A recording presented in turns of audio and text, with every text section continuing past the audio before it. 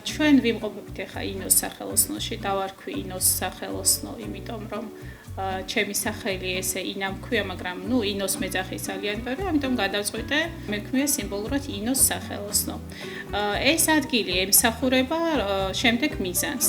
მინდა რომ ადამიანებმა, არა მარტო ბავშვებმა, ამ ეტაპზე ძირითადად უფრო ბავშვები მოდიან ჩვენთან დროის გასატარებლად და შემოქმედებითად კავდებიან, რა თქმა უნდა, მაგრამ ასევე გათვლილი არის უფროსი ადამიანებისათვის დღევანდელი სიტუაციიდან გამომდინარე ჩვენთვის დიდებისთვის ძალიან მნიშვნელოვანი არის, რომ განტვირთვა გავაკეთოთ სხვადასხვა შემოქმედებითი პატარ-პატარა რაღაც ნივთები შევქნოთ და ამ მომენტში სხვადასხვა ძალიან ბევრი ცოტა დიდ ასაკში აღმოაჩენს ხოლმე საკუთარ თავს, რომ შეუძლია ამა თუ იმ ნივთის და ბევრი კიდეც ინტერესდება და უკვე იწყებს თანხის გამომუშავებას საკუთარი შემოქმედებით და ძალიან მინდოდა ზესტაფონში ჩვენს პატარა ქალაქში ყოფილიყო სივრცე, სადაც ადამიანები იღებენ სიამოვნებას, არა მარტო დროს ატარებენ აქ, ასევე იღებენ სიამოვნებას და გამოხატავენ საკუთარ ემოციებს.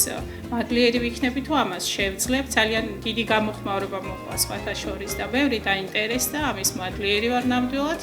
და ვნახოთ მომავალში იმედი მაქვს, რომ კიდევ უფრო განვითარდება ჩვენი საქმიანობა. სახელოსნოში ისწავლება ამ ეტაპზე არის ეპოქსიდის მასტერკლასი, არის თიხის მასტერკლასი, არის დეკუპაჟის ტექნიკის, მოგეხსენება დეკუპაჟი არის დაძველების ტექნიკა, დაძველების ტექნიკის მასტერკლასიც და ძალიან ბევრი უკვე სკოლებთან შეთანხმებით ინდივიდუალურად ვის როგორი თემატიკის ნივთი ჭირდება, იმის მიხედვით იქმნება ნივთები. როგორც ყოველთვის ახლა ეს ინტერნეტი ჩვენ ცხოვრებაში საკმაოდ დიდ როლს ასრულებს.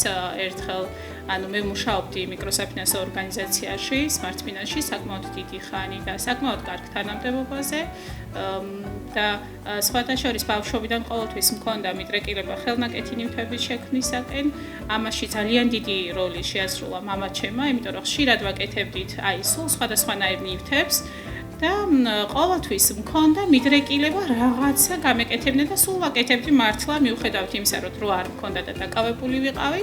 ერთხელაც ერთ-ერთი სკროლვის დროს შემხვდა უცხოელი გოგონა არის ერთი, რომელიც აკეთებდა ძალიან ლამაზ ნივთებს, საათებს და საათებით მაგით უფრო დავინტერესდი და იმ დღიდან მოყოლებული დავიწყე მოძიება. ჯერ მე თვითონ ვცდილობდი, რომ ინტერნეტის დახმარებით მეისწავლა, მაგრამ საკმაოდ რთული არის, როცა ეხები უკვე თვითონ ამ მასალას, აღმოაჩენ, რომ არც ისე მარტივია და გჭირდება ვიღაცა, ვინც გაგიზიარებს იმ პრაქტიკას.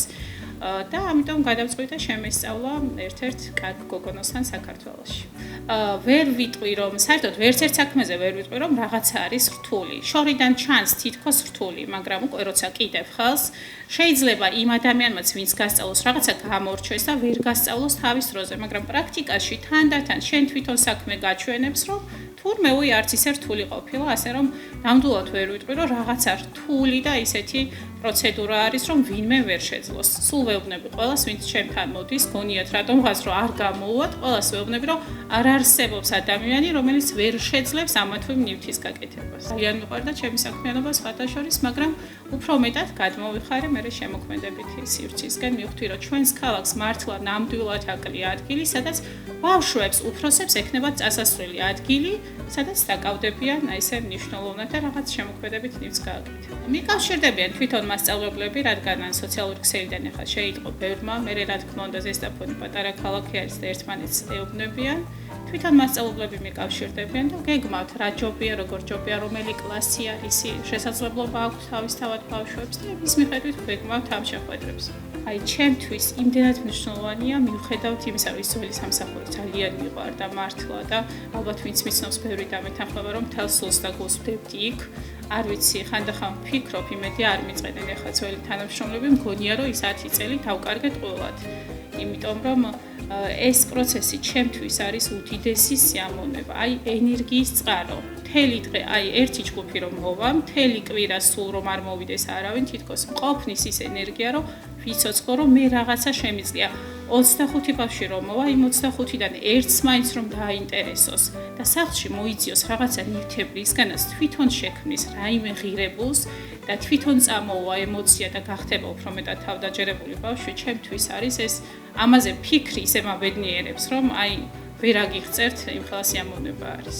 ჩემი გზავნილი იქნება ყველას მიმართ, რომ გავცეთ რაც შეიძლება მეტი დადებითი ემოცია, არ მოვახვილოთ ერთმანეთს რაღაც უარყოფითი ენერგიები, მაქსიმალურად დადებითად ვიფიქროთ და გავცეთ რაც შეიძლება მეტი სიყვარული. ეს აბედნიერებს ყველას.